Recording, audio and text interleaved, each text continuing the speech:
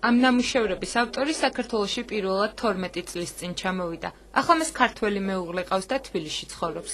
Hans Heiner ბურის შემოქმედებაში საქართველო და ქართული ტრადიციები ერთ-ერთ მთავარ თემად იქცა. დღეს ბაია გალერეაში მისი გამოფენა გაიხსნება სახელად ცხენის ქურდის საიათნოვას ქუჩა.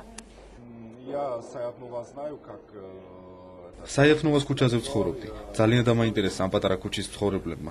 ფანტაზია ჩავთე და წარმოვიდგინე როგორი იყო თბილისი. მე ამ თემას ცხენის ქურდობის ტრადიცია დაუკავშირე და საინტერესო ნარევი გამოვიდა. მეც ვყავს ცხენი კახეთში.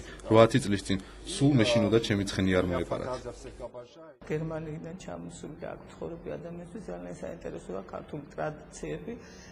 თუ ცხენის ქურდობა ქართულ ტრადიციებში შედის და ძალიან ხშირად დადის თვითონ თუშეთში, ხევსურეთში ყავს ცხენები და ეს თემა მისთვის მნიშვნელოვანი გახდა იმიტომაც რომ მასაც თვითონ ცხენი მოპარეს. ციფრული კოლაჟები, სადაც თბილისის ვიწრო ქუჩებში თუში და ხევსური მეცხვარეები ცხენებით დასეირნობენ და ფერწერა, რომელიც ამერიკულ პოპ-არტსაც მოგაგონებთ. ამ თემაზე მუშაობა Hans Heiner ბურმა 1 წლის წინ დაიწყო. მაშინ როცა ავად იყო და სახლიდან არ გადიოდა. ჩვეულებრივი წამლები მის ნამუშევრებში ეპოქას ასახავს. სახლში ვიყავი, რადიკულიტი მაწუხებდა. ასე აღმოჩნდა ამ ნახატებზე ფინალგონი. მე რისკზე წავედი. ეს შეიძლება ბევრს არ მოეწონოს, მაგრამ ვფიქრობ, წამლებიც ეპოქას ასახავს. ფინალგონი ხვალ შეიძლება საერთოდ გაქრეს. ამ ნამუშევრებზე კი 2008 წლის სიმბოლოდ დარჩება.